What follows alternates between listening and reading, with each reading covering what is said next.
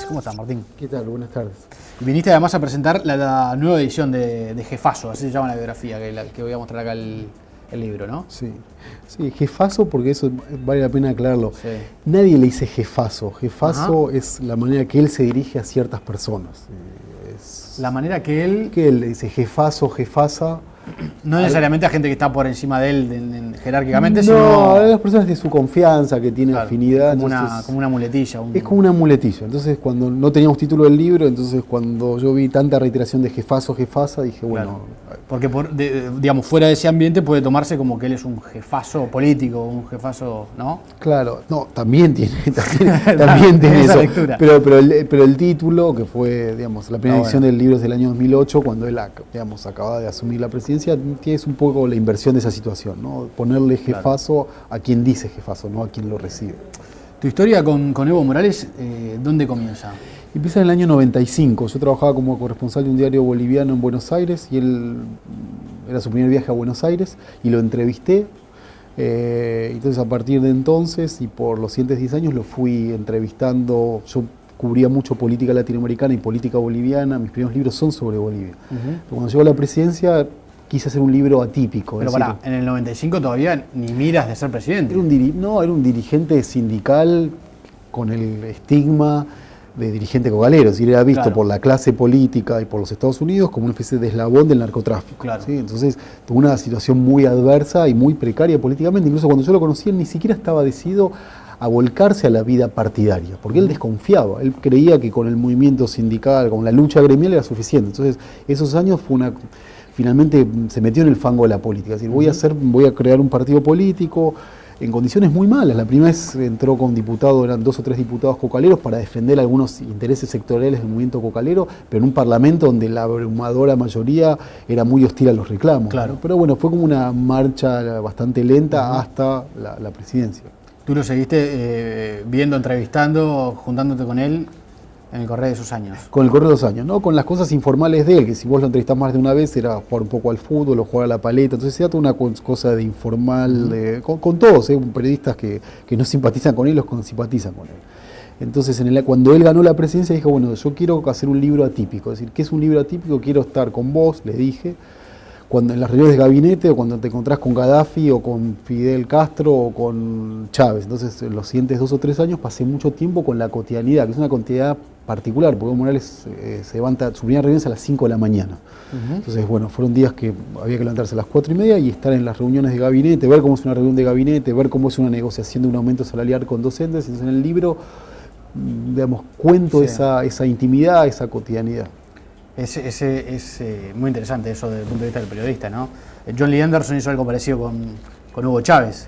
Lo siguió, viajó con él, iba en el avión, en sus giras. Entonces, claro, llegas a conocer el personaje político desde otro lugar, ¿no? Sí, exactamente. Y también te das cuenta del tema de las preguntas, ¿no? Yo inicialmente, como le hice muchas entrevistas, después me di cuenta que lo más interesante no era tanto la pregunta, sino que ver lo que sucedía, o sea, ser más observador que interrogador o insistir con los temas, porque aparte en las entrevistas él más o menos repite lo mismo que dice en los discursos públicos y lo que dice en otras entrevistas. Entonces me parece que era más interesante esa la interacción, ver cómo se toma una decisión de Estado. A veces me acuerdo que estábamos viendo un partido del Barcelona y faltaban 5 minutos y en esos 5 minutos él tomó una decisión sobre un conflicto muy particular, así que a veces los presidentes toman decisiones en esos momentos y estar ahí también a mí por lo menos me ayudó a entender estas particularidades en el contexto de un gobierno que ha hecho, digamos, grandes cambios en Bolivia. Uno puede estar a favor o en contra, pero nacionalización de los hidrocarburos, nueva constitución, crecimiento económico, digamos, una serie de novedades que son las que en el libro también obviamente están contadas y desarrolladas.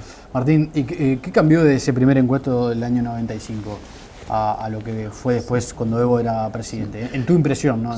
Bueno, el tema del Evo Morales atento a la gestión y a la economía, eso para mí es lo más novedoso.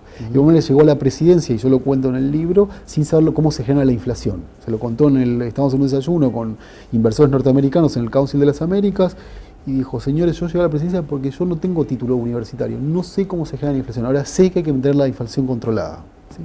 Entonces, fue una suerte de aprendizaje en la marcha, es decir, cómo la gestión. Entonces el Evo Morales de ahora es que habla de infraestructura, de proyectos, de crecimiento, de cuestiones que no estaban en su universo, y como él tiene una gran capacidad de absorción y se ha rodeado de muy buenos asesores, ha llevado una gestión que era lo más inesperado. Si vos ibas a Bolivia y hablas incluso con muchos de sus adherentes, la semana de la sección, después de asumir, era ¿cuánto va a durar alguien que no conoce economía? Bueno, ahora hasta el Wall Street Journal el fin de semana lo elogió, o sea, es como elogiado incluso por los mercados financieros por eso, porque no solamente la economía boliviana es la que más crece en la región, lo crece sin inflación, redujo pobreza, desigualdad, entonces todo eso fue algo que se armó sobre la marcha.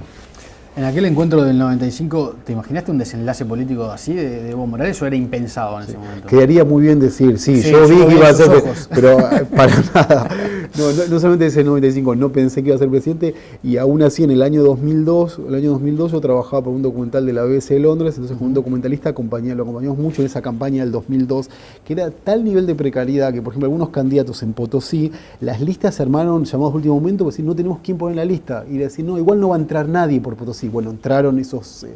Era un nivel de... Entonces vos decís, en el año 2002, donde él salió segundo con 16%, vos decís, ¿vos pensás que él puede ser presidente? Y yo hubiese dicho, no pienso que pueda ser presidente. O sea, para mí fue algo totalmente... Todavía en el 2002. Todavía en el 2002, porque generaba mucho rechazo. Aparte era visto, tiene un discurso muy radical, muy incendiario, con propuestas de cambio, digamos, que después en la presidencia las negoció, no es que, digamos, no es que un gran cambio sobre lo que proponía y lo que está haciendo, pero lo está haciendo mucho más moderadamente de lo que él mismo suponía. Sí, el domingo ganó en Santa Cruz, algo que era impensado, ¿no? Y eso para mí es el gran dato del domingo pasado. La verdad, pensá que él en Santa Cruz, en la primera elección del 2002, sacó el 3%. El año 2008 no podía aterrizar con su avión.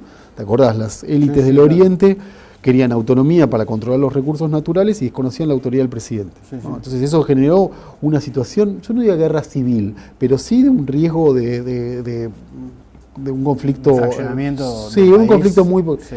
Y en el cabo de estos seis años, gracias a que él tomó la bandera de autonomía, dijo, esto no es un tema de Santa Cruz, es un tema de todos los bolivianos, la autonomía tiene que estar en la Constitución, destinó mucha obra e infraestructura, aisló a los más radicales del Oriente, cooptó dirigentes de la oposición, las organizaciones sociales afines a Evo Morales tienen más presencia territorial, y eso, sumado al boom económico, hicieron que finalmente la oposición regional se fuera desintegrando al punto que en esta elección ni siquiera presentaron candidato, ¿no? Que era como lo que se esperaba en esta elección, que la oposición a Evo Morales es una oposición regional. No la hubo, y bueno, esta oposición política es muy débil. De acuerdo a las bocas de urna, la diferencia con el segundo es del 35%. Para Bolivia es una diferencia sideral, porque desde la recuperación de la democracia en Bolivia, cada presidente tenía el 22, 23, 25% de los votos. Evo Morales tiene 60% y con 35% diferencia sobre el segundo. Es una supremacía política que es inédita. ¿Cuál es el secreto? ¿Es bueno gestionando? ¿Tiene un carisma que llega a sectores de la población que otros presidentes no llegaban? ¿Es muy buen líder político? ¿Tiene mucho mando? ¿Cuál es para vos el secreto? Sí, yo creo que hay una combinación. La primera es que él, digamos, la nacionalización de los hidrocarburos y la nueva constitución, un mandato que lo trascendía. Él asumió con ese mandato que no es una idea de él. ¿Sí? Entonces, él asumió y nacionalizó los hidrocarburos. ¿Por qué dice que es un mandato que lo trascendía? Porque el año 2003, cuando el anterior, Sánchez Lozada renunció a la presidencia, el movimiento del Alto reclamaba la nacionalización de los hidrocarburos. Entonces estaba muy instalado socialmente para la izquierda boliviana, para las organizaciones sociales, que el próximo presidente debía nacionalizar. Ahora, Evo Morales se proponía una nacionalización mucho más radical de la que fue. Finalmente, la nacionalización, que es el acto fundacional del gobierno, ¿qué consistió?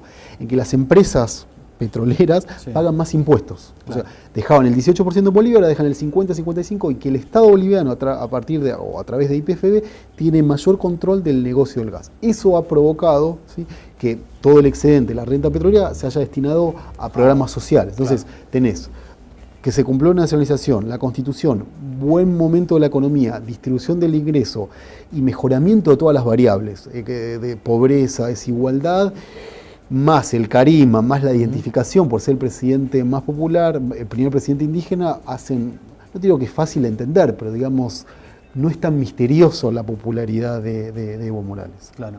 ¿Cuáles son las sombras? Para mí la personalización. Yo lo que Digamos, yo creo que la personalización del proceso en él era inevitable en un comienzo. No hay sucesores. No hay sucesores políticos. y la organización política, el MAS, Sí. no funciona como organización política. Era un sindicato de campesinos que pasó a ser un partido de gobierno. Entonces gestiona, pero no funciona como una organización. Y yo no digo que tiene que copiar ni el modelo chileno, ni el uruguayo, ni el argentino, pero no hay una organización política. Entonces la debilidad, la principal debilidad, es eso. ¿Qué sucede si un presidente se resfría? Entonces todo eso es como uno de los grandes temas de acá hacia adelante. Si el gobierno saca el 2/3 en las elecciones, puede modificar la Constitución y una reelección indefinida. Eso yo no lo veo tan claro. No creo que sea la idea inmediata de Evo Morales. Pero es una de las posibilidades. Si no tiene en quién delegar el poder, también es difícil. Claro. Yo sucesión, ¿no? creo que a la luz de lo que sucedió en Venezuela, por ejemplo, se está abriendo un debate en que la sucesión sea mucho más pensada y menos improvisada. Y no es solamente que sea un dedazo, que él elija a su sucesor, sino que también que el MAS empiece a funcionar como partido. Esa para mí es la principal debilidad. Claro. Ha sido también muy criticado por algunas organizaciones por sus consideraciones hacia las mujeres, por algunos temas más así políticamente incorrectos, digamos. ¿Eso es un tema cultural en Bolivia? ¿Te parece que es un rasgo de su personalidad? ¿Cómo? Sí, en eso es contradictorio, sí. Hay acusaciones de mantener el modelo patriarcal, algunos comentarios en público sobre las mujeres, pero esa misma, obviamente todo es cierto, pero al mismo tiempo, cuando fue reelecto por segunda vez, puso el primer gabinete 50-50, 50% mujeres, 50% hombres. O sea, hay tensiones. La idea me parece que es imposible verlo de Morales como el presidente de los indígenas o el presidente hiperradical. O sea, hay muchos matices que hay ir viendo. Y las cuestiones de género, sí, muchas organizaciones lo cuestionan eso, pero al mismo tiempo reconocen algunos avances. ¿Qué agrega esta nueva edición del libro? La edición esta agrega los últimos 6 años, porque cuando salió el libro era el momento donde parecía que Bolivia iba a la desintegración, entonces estaba caliente. Entonces fueron estos 6 años que son finalmente la mirada sobre las dos presidencias y esa cotidianidad de esas dos presidencias. Bien. El libro va a ser presentado hoy aquí en Montevideo, en la Universidad Ort, ahí en la avenida Uruguay. Jefazo, una biografía de Evo Morales. Gracias, Martín. Muchísimas gracias. Muchas gracias por haber venido.